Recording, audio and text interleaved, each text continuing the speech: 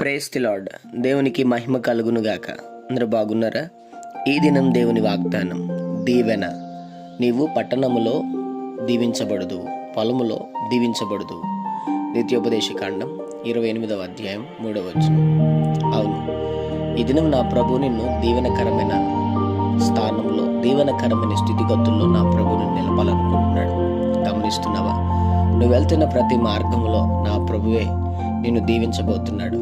ఈ దినమున నా ప్రభు నువ్వు ఏది పూనుకున్నా, ఏది చేయుచున్నా, ఏది ప్రారంభిస్తున్నా అది దీవెనకరంగా నా ప్రభు మార్చునుగాక. చిన్నమాట ప్రార్థన. ప్రేమ కనికరం గల మా తండ్రి, నీకు వందనాలు.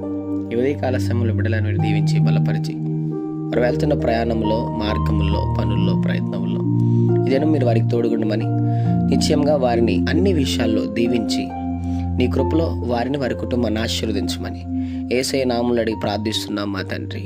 ఆమేన్.